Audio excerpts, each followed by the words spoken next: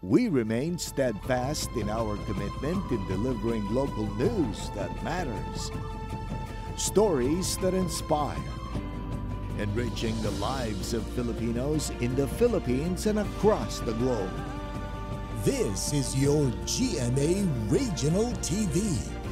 Buong puso para sa Pilipino.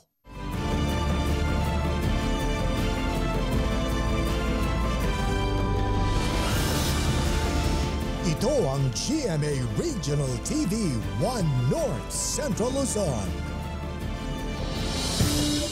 Masantos siyang aram na imbag amale mayap agat panapun kapuso. Narito na ang 1 North Central Luzon. Hatid namin ng mga pinakamalalaki at pinakauling balita sa Ilaga at Gitnang Luzon. Live mula rito sa GMA Dagupan Station. Ako po si Chris Zuniga. Panibagong 5 kaso ng dengue na itala sa Dagupan City ngayong Setyembre ayon sa CHO. Yan ang tinutukan live ni Jasmine Gabriel Galban. Jasmine? Chris, bumaba ang kaso ng dengue sa lungsod ng Dagupan pero sa kabila niyan, patuloy pa rin ang panawagan ng health authority sa publiko na magdoble ingat laban sa banta ng dengue. Mula sa 52 kaso ng dengue na naitala simula January 1 hanggang August 31, karagdagang 5 kumpirmadong kaso ng dengue ang naitala ngayong buwan sa Dagupan City. Kumpara noong nakaraang taon, sa parehong panahon, bumaba ng 30% ang kaso ng dengue sa syudad na nasa 83. So hopefully, sana hindi na dumami. Kaya masasabi ko din na kahit papaano, yung mga preventive measures natin is working.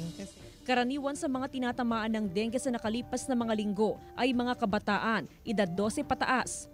Posible raw ng ilan sa kanila ay mga estudyante. Bunsod nito, bilang patuloy na pagbibigay proteksyon sa mga learner, malawakan ng paglalagay o pagkakabit ng chemically treated mosquito net sa mga silid-aralan. Depende yon kasi medyo mahal yon. So we depend on the supply coming from DOH. Malaking bagay ito para sa DepEd.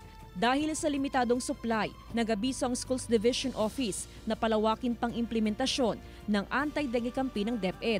Of this time, hindi naman natin makaya na lahat i-provide. Pero we are happy that our LGU is helping us out sa fumigation every now and then. Activated ang dengue lane sa City Health Office. Patuloy ang panawagan ng CHO sa publiko na magpakonsulta sakaling makaranas ng sintomas ng dengue. Chris, ongoing isinasagawang missing operation ng City Health Office sa mga paaralan, ganun din sa iba't ibang mga barangay, partikular doon sa mga low-lying barangay. Samantala, ayon sa CHO, karaniwang isinasagawa ang fogging operation kapag mayroong pagtaas ng kaso ng dengue sa isang lugar o di kaya ay ng outbreak. Chris? Maraming salamat, Jasmine Gabriel Galban. Isang sugatang mangingisda ang binigyang lunas ng mga kinatawan ng Bolinao Disaster Risk Reduction and Management Council matapos daw na atakihin ng isang pating habang nangingisda sa karagatan. Makikita sa mga larawan na pinost sa social media account ng Bolinao MDRRMC ang lalaking nagtamo ng malaking sugat sa kaliwang binti. Binigyang linaw ng Bolinao DRRMC na hindi bahagi ng bayan ang nasabing karagatan. Pinag-iingat ang mga mangingisda para maiwasan ang ganitong insidente. Samantala, pagbundol ng truck sa lalaking patawid sa kalsada sa Bugalyon, Pangasinan, sapul sa CCTV. Nakaalerto si Claire Lacanilaw. Sa CCTV footage, makikita ang pagtawid ng isang lalaki sa kalsada sa Barangay Sala sa Bugalyon, Pangasinan nang biglang mabangga ng truck. Nabangga pang lalaki ng isa pang sasakyan sa kabilang linya. Nakilala ang biktima na si Magno Manlincon, 53 anyos, residente sa lugar. Hindi na siya umabot ng buhay sa ospital. Tumingi po sa akin ng barya si Papa para na bumili ng sigarilyo. Malapit lang po yung tindahan sa amin. Pinauna na po niya ako sa bahay po para maghain ng pagkain. At matagal po siya hindi nakabalik. Tapos mga ilang minuto po, may mga pumunta po sa bahay na tinawag po kami. Sabi po nila, tatay niyo po ba yung nandoon? Nasagasaan po sila. Sinisikap ng GMA Regional TV 1 North Central Luzon na makuhanan ng pahayag ang driver ng truck. Nangyari naman yung ma'am, hindi naman siya tumakbong ma'am eh. Pagkabangga niya ma'am, tumigil naman siya. Nung nirespondihan, tinod na po namin yung tao ma'am. Nagsalpukan ng garong at bus sa barangay Magnuang, Batac City, Ilocos Norte. Patay sa aksidente sina Jonathan Parbo at Jomar Castillo. 3 iba pa ang sugatan. Galing sila sa isang lamay. So, medyo nakainom konti. Sa investigasyon ng pulisya, mag-overtake sana ang garong sa pakurbang bahagi ng kalsada pero sakto naman ang pagdating ng bus. Nauwi sa areglo ang insidente. Paalala ng PNP, laging mag-ingat sa pagmamaneho para makaiwas sa aksidente. Claire Lacanilaw, 1 North Central Luzon. Pilit isinasalba ng ilang magsasaka ang kanilang sakahan sa pag-atake ng pesteng uod sa bayan ng Dilasag, Aurora. Ang ilang magsasaka panay ang pagbomba ng pestisidyo para puksain ang mapaminsalang uod sa pagbabaka sakaling maisasalba ang kanilang mga pananim. Bukod sa uod, problema rin ng ilang magsasaka ang pagkatuyo ng kanilang sakahan dahil naman sa kawalan ng patubig. Habang naghihintay ng ulan ang mga magsasaka, mano-mano nilang tinatanggal ang damo sa kanilang palayan. Mahigit sa 3,000 magsasaka na naapektuhan ng nagdaang bagyong Egay sa San Vicente, Ilocos Sur, dumulog sa PCI. May ulat si Ivy Hernando. Ilang linggo na lang, aanihin na ni Mang Lito ang tanim niyang palay sa San Vicente, Ilocos Sur. Pero posible raw na mababawasan ang kanyang ani. Nalubog kasi sa baha ang kanyang pananim sa magkakasunod na bagyo mula noong Hulyo. Diretso dito doon na, madi. Dahil dawa na, matubungan si Danom. Iso nga gupos. Kaya dahil presyo na ako, nalaklakan. Ipit pa raw sila sa presyo ng palay dahil sa itinakdang price ceiling ng bigas sa merkado. Nga ito nakmama ti kwa, iri mo ngagtaltalong, tapno kasta masubo kami mo. Ti ado nga gas-gastomi. Humigit kumulang 3,000 magsasaka at mangingisda sa Ilocos Sur ang naghain ng claim sa Philippine Crop Insurance matapos mapinsala ng mga bagyo ang kanilang kabuhayan.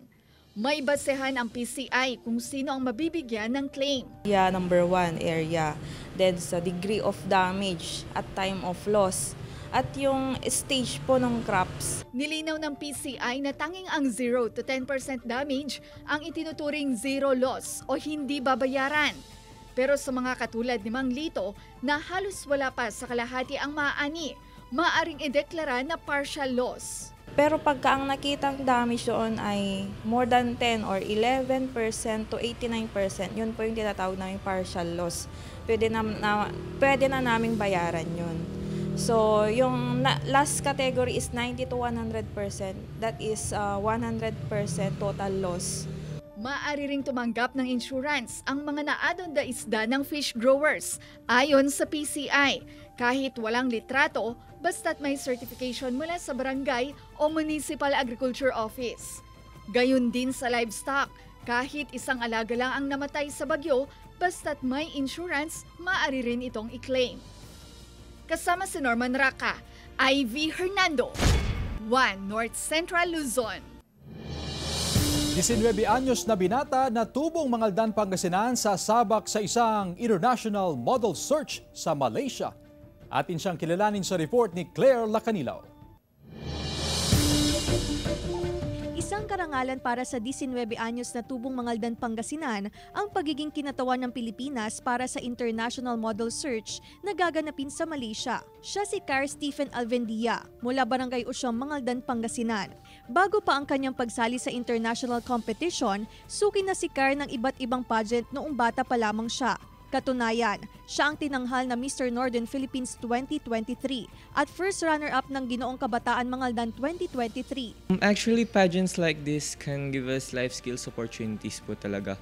Like parang sa to improve our life skills po. Parang confidence, public speaking, communication skills, and main experience po. At nakakatulong po yun para po maging stepping stones po para makamit po natin yung mga dreams natin. Full support naman ng kanyang ina sa hilig ng anak. Kahit marami raw ang sinasalihan ng anak, hindi raw niya napapabayaan ang kanyang pag-aaral. First year college siya sa kursong Business Administration. Kada po niya, pageant niya ma'am, andyan po talaga ako lagi. Kahit nung nagsisimula pa lang siya, minsan ako pa yung nag-makeup, nagdadala ng mga gamit po niya. Basta andito lang ako lagi. Pagka may pageant siya, hindi talaga ako nawawala. Puspusan ng paghahanda ni Car sa darating niyang kompetisyon. Alay umano ni Car ang pagsali, lalo na sa kanyang ina. Sana po supportahan niyo po ako, my fellow youth and my fellow kababayan mga Linyans as I represent our country, Philippines, in Malaysia this January. Kasama si Henry Duminsil, Claire Lacanilaw, 1 North Central Luzon.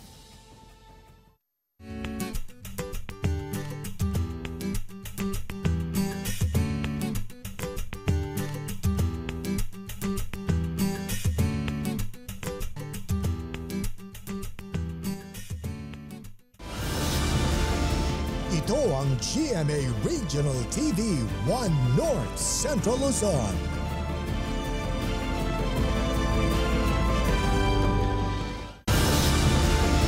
Ito ang GMA Regional TV 1 North Central Luzon.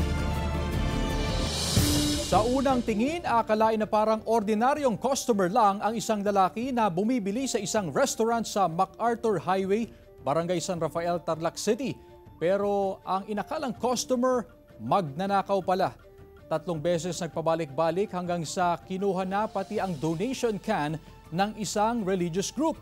Bukod sa donation can, nakakulimbat din ang hindi pa nakikilalang sospek ng samot-saring pasalubong items mula sa restaurant. Tinutugis ng otoridad ang sospek. Wala pang pahayag ang may-ari ng restaurant. Sa assistant sa barangay na i-review po yung CCTV kasi hindi po nila kabisado. May pumasok nga na lalaki. Kaso yung nagtitinda po kasi nakatulog siya. Tinakot po niya yung mga ibang mga paninda. Sa bandang huli po yung donation can. Opo, medyo matagal na daw po yun doon, ma'am. Mabigat na siya, puno na. Mga bumibiyahing bangka sa Island Barangay ng Dagupan City binabantayan ng CDRRMO dahil sa paglakas ng habagat. May report si Jasmine Gabriel Galban. Maigpit na binabantayan ng City Disaster Risk Reduction and Management Office ang mga bumabiyahing bangka sa Island Barangay sa Dagupan City. Kasunod nito ng inaasahang paglakas ng habagat. Sa ngayon, madalas umanong maranasan ang malakas na water current sa Pantal River. For now, especially kasi yung modes of transportation natin dito sa city, meron tayong 5 island barangays is yung by boat. Kaya nangantabay po ang Philippine Coast Guard po para i-monitor yung maiwasan yung overloading. Tapos pag ganitong panon. Pinakabinabante ng otoridad ang overloading sa mga bangka. Dapat daw sumunod sa tamang bilang ng passenger capacity ang mga boat operator. Hindi binabawal na yung marami, magagalit na sila. Ay, hindi kami nagsusubra ng pasaheros yung kasama namin para makabiyahe rin sila ng maaga. Tapos malakas pa yung agos. Regular ang pakikipag-ugnayan ng CDRRMO sa mga opisyal ng Island Barangay para mamonitor kung sumusunod ang mga boat operator. Kasama si Daryl Peralta, Jasmine Gabriel Galban, 1 North Central Luzon. Mababang produksyon ng lowland vegetables sa Ilocos Norte nararanasan ayon sa Provincial Agriculture Office. Makibalita tayo live mula kay Gab Daluna. Gab? Chris, nararanasan sa ilang pamilihan dito sa Ilocos Norte ang pagtaas ng presyo ng gulay dahil sa kakulangan ng supply. Dahil sa mga naranasang kalamidad, halos wala na raw sariling produkto ng lowland vegetables ang Ilocos Norte. Ang mga binibentang gulay sa Bacara Public Market mula pa sa Nueva Ecija. Ayon sa Provincial Agriculture Office, pinakaapektado ang ampalaya na bumaba ng 20%. Mula sa 2,333 metric tons na produksyon sa nakaraang taon, bumaba ito ng 1,300 metric tons ngayong taon. Bumaba rin ang produksyon ng iba pang mga gulay tulad ng kamatis, talong, sitaw at okra. Po sa supply natin ngayon sa mga vegetable, talagang kukunti ngayon ang production dito sa Ilocos Norte dahil po sa nagdaan na bagyo. Ang mga vegetable vendor napipilitang magtaas ng presyo dahil mahal din ang gastos sa pag-aangkat ng mga gulay. Nakurang nga talaga, digitinat na tengkas lang digiti sitaw, tarong kunda dumapay kasi no kitkitaan tayo ngamin digiti na palpalabas nga bagyo, adu ngamin digiti na laylay. Inaasahan ng Provincial Agriculture Office na makakabawi ang probinsya sa produksyon ng mga gulay sa darating na mga buwan o sa susunod na taon. Sa Difun, Quirino, tumaas ang presyo ng kamatis na mula pa sa Nueva Vizcaya. 200 pesos kada kilo ang malalaking kamatis, habang 140 hanggang 160 pesos per kilo ang maliliit. Kakaunti raw ang supply kaya mahal ang presyo. Tumaas din ang presyo nito sa Mariveles Public Market sa Bataan. Ang dating 40 pesos per kilo, ngayon ay sumipa na sa 160 pesos kada kilo. Galing din sa Nueva Vizcaya ang supply. Chris, ayon sa Provincial Agriculture Office ay nakahanda ang kanilang tanggapan para sa mga interventions tulad ng libreng binhi at pataba. Ayon naman sa Provincial Agriculture Office nga ay para sa ating mga mommies, plantitos at plantitas, ready rin ang mga libreng high-value crop seeds at fertilizers kung sakaling gusto nilang magtanim sa kanilang mga bakuran upang sa ganun ay may mapagkukuhanan sila ng libreng gulay. Chris? Maraming salamat, Gab De Luna. Public hearing ukol sa konstruksyon ng seawall sa baywalk ng Lingayen isinagawa ng Sangguniang Panlalawigan. Narito ang report. Dumalo ang mga kinatawan ng Fisher Folk Association mula sa mga bayan ng Binmalay, Lingayen at Labrador, kasamang ilang barangay official at alkalde sa kauna-unahang public hearing kaugnay sa umano'y konstruksyon ng seawall sa Lingayen, Pangasinan. Unang nagpahiwatig ng pagtutol ang Fisher Folk Association na hindi man lang daw naimbitahan kaugnay sa ipinatatayong proyekto.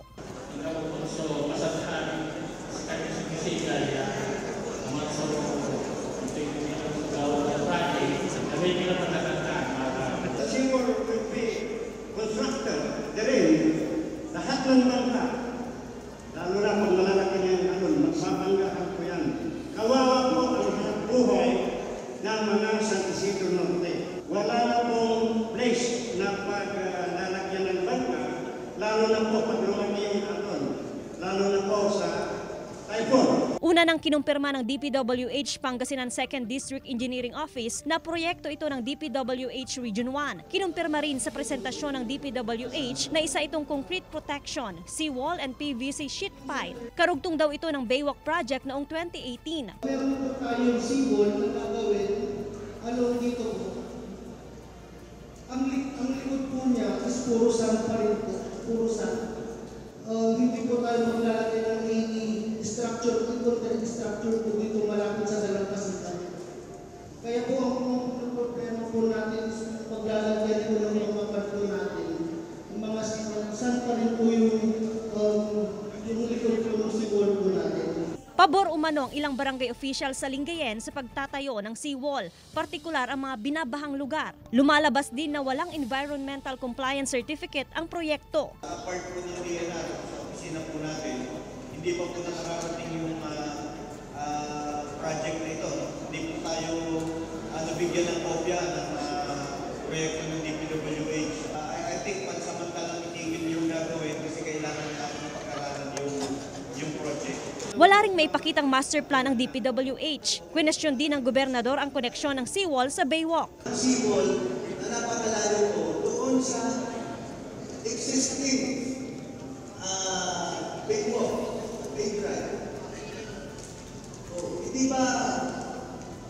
Hindi ba ano yan?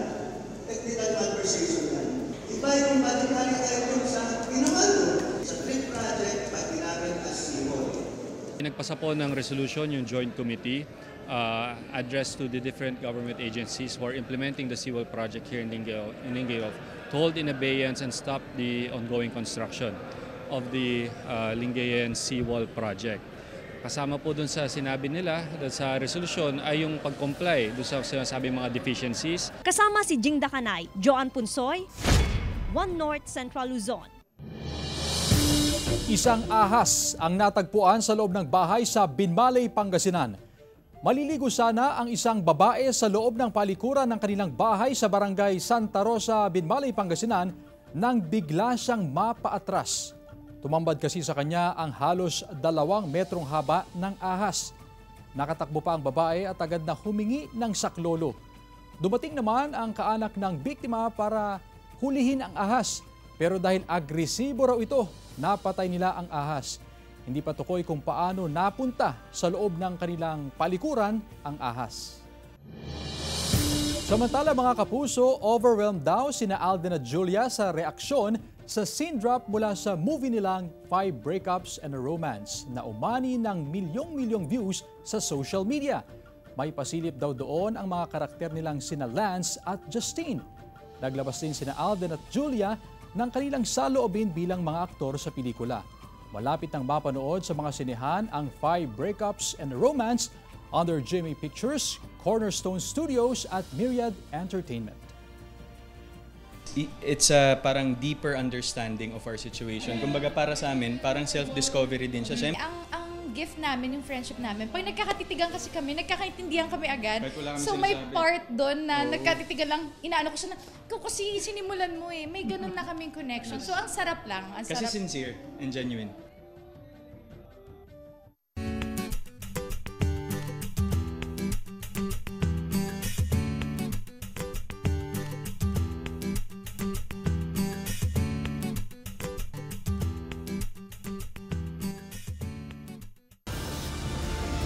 Ito ang GMA Regional TV 1 North Central Luzon.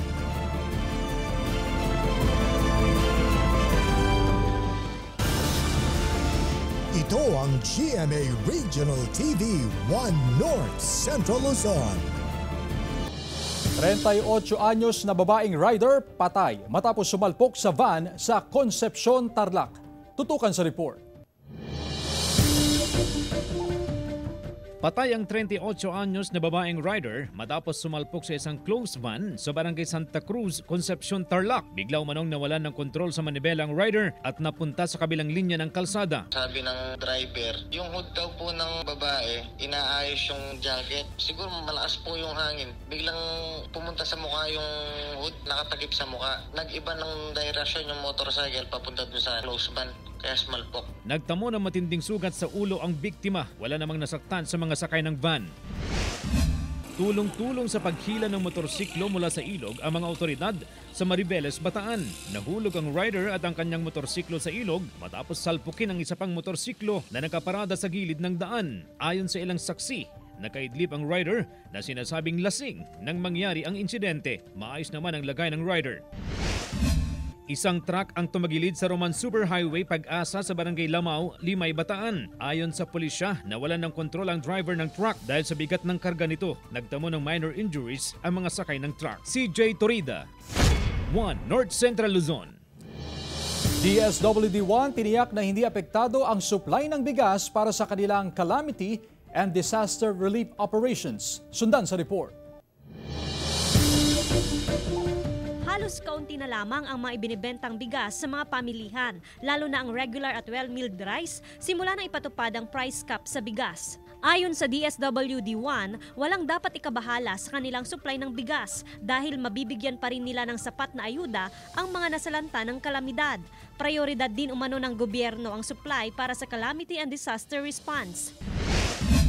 Lean period kung ituring ng Ilocosur Electric Cooperative ang bare months dahil sa lumalaking bilang ng mga hindi nakakabayad ng electric bill na nauuwi sa pag-issue ng disconnection notice. Paalala ng ISECO, maaring pumasok sa tinatawag na ISECO Installment Payment Agreement ang mga member consumer. Ibig sabihin, installment ang pagbabayad sa bill upang hindi mabigat sa bulsa at hindi mauwi sa pagkaputol ng kuryente. Pinangunahan ni PNP Chief General Benjamin Acorda Jr. ang pagdiriwang ng ika-122 anibersaryo ng police service sa bansa. Bahagi ng pagdiriwang ang pagbibigay parangal sa mga pulis na may kakaibang dedikasyon sa pagsiserbisyo. Samantala, tiniyak ng PNP na kasado na ang seguridad para sa barangay at Sangguniang Kabataan Elections 2023. Joan Punsoy, 1 North Central Luzon. Sa iba pang balita, konstruksyon ng drainage canal sa A.B. Fernandez Avenue sa Dagupan City sinisimula na. Sundan sa report ni Jasmine Gabriel Galban. Sinimulan na ang konstruksyon ng drainage canal sa bahagi ng A.B. Fernandez sa Dagupan City. Bunsod dito, hindi madaanan ng mga sasakyan ang right shoulder lane ng kalsada. Anumang araw mula ngayon, pansamantalang ililipat ang loading at unloading station ng jeep at bus sa pagpapatuloy ng konstruksyon ng drainage canal sa lugar. Paalisin lahat ng nakapark sa may left side at pwede naming ilipat pansamantala doon sa may left side yung mga loading area.